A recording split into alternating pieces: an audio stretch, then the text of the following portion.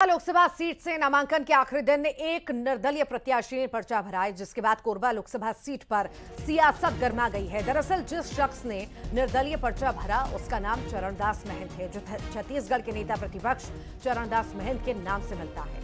चरणदास महंत की पत्नी ज्योत्सना महंत भी कोरबा लोकसभा सीट से कांग्रेस की टिकट पर चुनाव लड़ रही है।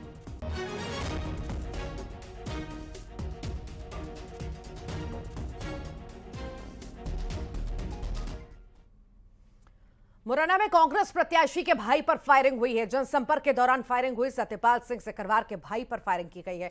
नरेंद्र सिंह सिकरवार पर यह गोलीबारी हुई। सोनू तोमर पर फायरिंग के आरोप लग रहे हैं। अंबा थाना क्षेत्र के रूअर गांव की यह घटना आपको बता रहे हैं।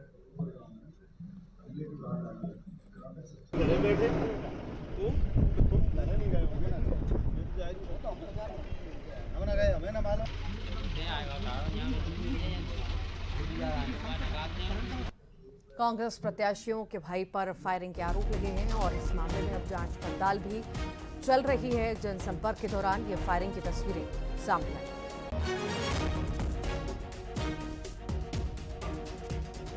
इसमें मूल रूप से ये गुड्डू तोमर और सोनू तोमर के बीच पुराना विवाद है और वर्ष 2015 में से इनका विवाद चल रहा है पंचायत चुनाव को लेकर के। इनमें गुड्डू के किसी के एक पिता और एक इनमें से जो आरोपी है ये चुनाव आपस में लड़े थे, उसको लेकर के रंजिश थी।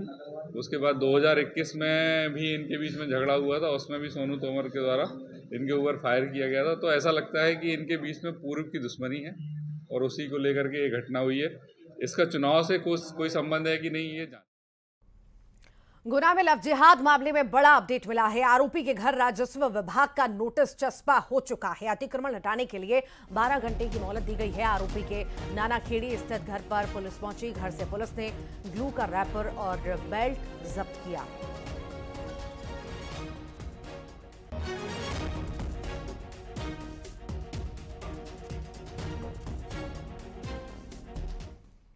गुना में युवती से बर्बरता पर सिंधिया ने ट्वीट किया है। केंद्रीय मंत्री सिंधिया ने दुख जताया, कहा कि घटना विचलित कर देने वाली है। बेटी को जल्द न्याय मिलने की आशा है। अपराधी को सख्त सजा मिलनी चाहिए।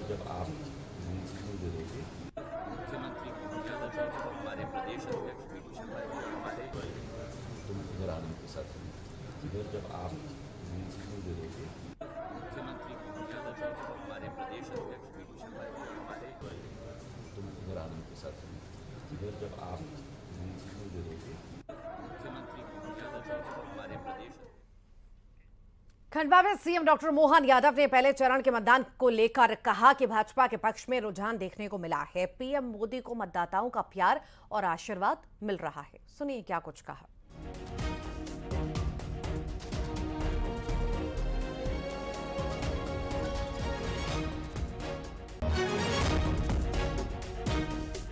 माता जी, मैं आज यहाँ खंडवा में अपने प्रत्याशी हमारे लोकप्रिय प्रत्याशी श्री ज्ञानेश्वर पाटिल जी के पक्ष में फॉर्म भरने के लिए आया हूँ। खंडवा जैसा हमारा अपना पुराना रिकॉर्ड है, यहाँ हमारे लिए परंपरागत रूप से भाजपा का अच्छा वोट बैंक है। मेरे साथ हमारे यहाँ सेक्टर के प्रभारी और उप मुख्यमंत्री श्रीमान जगदीश देवड़ा जी, इस अवसर पर हमारे ज्ञानेश्वर पाटिल जी के अलावा जिला अध्यक्ष हमारे अपने सेवादास जी और हम सब मिलकर के फॉर्म जमा किया है। मैं उम्मीद कर रहा हूं कि जनता का जैसा आशीर्वाद माननीय मोदी जी को देश भर में मिल रहा है, पूरे प्रदेश मोदीमय हो चुका है। कल पहले चरण का जो कल का रुझान भी जो दिखा है, मतदाताओं के चेहरे की खुशी, भाजपा की टेबलों पर भीड़, ये बताती है कि भाजपा में पूरा प्रदेश हुआ है। मेरी अपनी ओर से माननीय ज्ञानेश्वर पाटिल जी को बधाई। एमपी कांग्रेस के कई बड़े नेता बीजेपी में शामिल हो चुके हैं। सीएम यादव ने सदस्यता दिलाई है। बता दें, कमलनाथ के करीबी संदेश गर्ग ने बीजेपी का हाथ दामन थाम लिया है। दतिया के 100 कांग्रेस कार्यकर्ता बीजेपी में शामिल हुए। कांग्रेस सोशल मीडिया के प्रदेश अध्यक्ष भी बीजेपी में शामिल हुए हैं। बड़ी संख्या में कांग्रेसी शामिल हुए हैं और लगातार ये सिलसिला चल भी रहा है। दिग्गज जो है वो पार्टी की सदस्यता दिलवा रहे हैं। उसकी तस्वीर आपको दिखाते हैं। इस रामा दल का जो काम है ये काफ़ी आगे बढ़ गया है और ये जो विजयी रथ है ये विजयी रथ रुकने वाला नहीं। कोई भी ताकत आ जाए, उस ताकत को कहीं कोई सुनने वाला नहीं है। ये लोग क्या बात करेगा? मोदी जी का विरोध करके भारतीय जनता। और एमपी कांग्रेस के कई बड़े नेता बीजेपी में शामिल हुए हैं। सीएम यादव ने सदस्यता दिलाई। बता दें, कमलनाथ के करीबी संदेश गर्ग ने बीजेपी का दामन थाम लिया है। दतिया के 100 कांग्रेस कार्यकर्ता बीजेपी में शामिल हुए। कांग्रेस सोशल मीडिया के प्रदेश अध्यक्ष भी बीजेपी में शामिल हुए हैं। ये तस्वीरें आपके सामने। इस कार्यक्रम में आज पूर्व विधायक श्रीमान हरिवल्लभ शुक्ला जी का अभिनंदन करता हूं। अपने परिवार में स्वागत करने के साथ भविष्य में वो हमारे से जुड़ करके अपनी इस प्रदेश की सेवा करने के लिए, देश की सेवा करने के लिए जो वो सुझाव देंगे, काम करेंगे। और आपको समय समय पर अपने जिले में, विधानसभा में, लोकसभा में, अभी तो लोकसभा का मौका चल रहा है, हम सब मिलकर के अपनी अपनी बड़ी भूमिका निभाएं और एक नया इतिहास बन रहा है। छिंदवाड़ा सहित आपने देखा होगा कि हमने सबने देखा है, पहली बार बड़े महाराज अपने घर से निकलते नहीं। चुनावी प्रचार में जुटे महानार्यमन शिवपुरी में युवाओं से संवाद करते हुए नजर आए। पिता के लिए वोट मांगा, युवाओं से समर्थन मांगा, जिम में भी अपना पसीना बहाया। सिंधिया के बेटे हैं महानार्यमन और इसी बीच चुनाव प्रचार में वो जुटे हुए।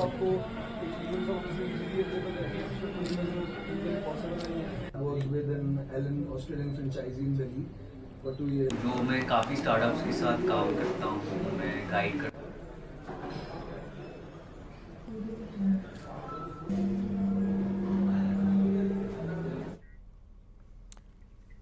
हरदा के मोरगढ़ी में कमलनाथ ने चुनावी सभा को संबोधित किया। कमलनाथ ने इस दौरान प्रदेश सरकार पर हमला बोला। कहा कि प्रदेश बेरोजगारी में नंबर 1 है। कमलनाथ ने खुद को धार्मिक बताते हुए कहा कि धर्म आचार विचार का विषय है, लेकिन बीजेपी के लिए राजनीतिक प्रचार का विषय है। इसके साथ ही उन्होंने कहा कि राम मंदिर देश की जनता के सहयोग से बना है, इसीलिए वो हम सबका है।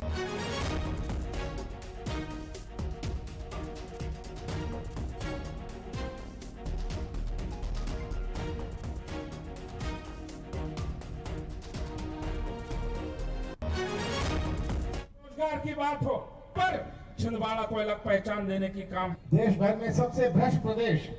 हम सब धार्मिक है, हमारी धार्मिक भावना है, धर्म आचार का विषय है, हमारे विचार का विषय है, पर राजनीतिक प्रचार का विषय भारतीय जनता पार्टी ने इससे बनाया। ये राम मंदिर की बात करेंगे, जैसे राम मंदिर का पट्टा इनके पास है। राम मंदिर तो आपके चंदे से, देश के चंदे से बना। ये राम मंदिर आपका भी है, हमारा भी है, मेरा भी है। बैतूल में चुनावी प्रचार करने पहुंचे कमलनाथ ने बीजेपी पर हमला बोला। उन्होंने कहा कि छिंदवाड़ा से तुलना कीजिए तो बैतूल उपेक्षित और कोई निवेश नहीं हुआ। इतना ही नहीं, उन्होंने राम मंदिर के मुद्दे को लेकर भी बीजेपी पर हमला बोला। अपने भाषण के अंत में जय श्री राम का नारा भी लगाया।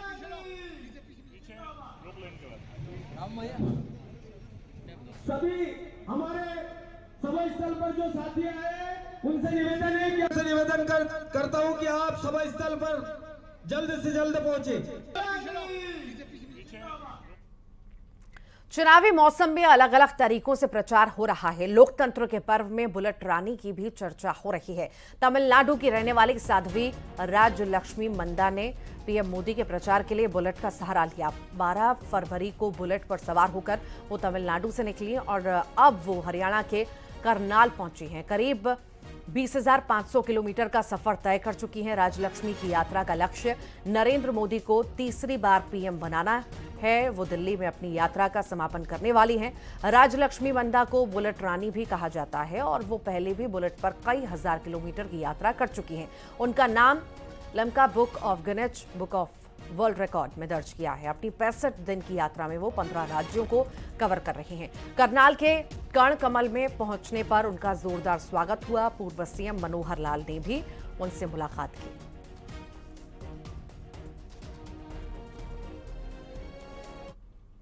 फरवरी को तमिलनाडु मदुरई में vote for nation, vote for Modi, इस नारे के साथ इस कैंपेन हम शुरू किए हैं। तमिलनाडु से दिल्ली तक, मतलब टोटल 65 दिन में 21,000 किलोमीटर मैं बाइक चला रही हूँ।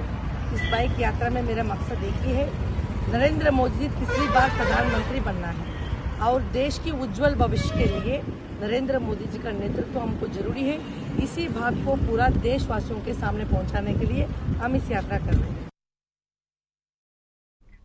धार के गौशाला में 30वें दिन का सर्वे जारी है। इंदौर हाईकोर्ट के आदेश पर यह सर्वे किया जा रहा है। सर्वे के दौरान हिंदू और मुस्लिम पक्षकार भी मौजूद हैं। शुक्रवार को मुस्लिम पक्षकारों के एएसआई की टीम पर लगाए गए आरोपों को लेकर हिंदू पक्षकारों ने कहा कि सर्वे नियम के अनुसार हो रहे हैं। उन्होंने कहा कि मुस्लिम पक्षकारों द्वारा सर्वे पर बार बार आपत्ति लेना षड्यंत्र के तहत सर्वे रोकने की साजिश है।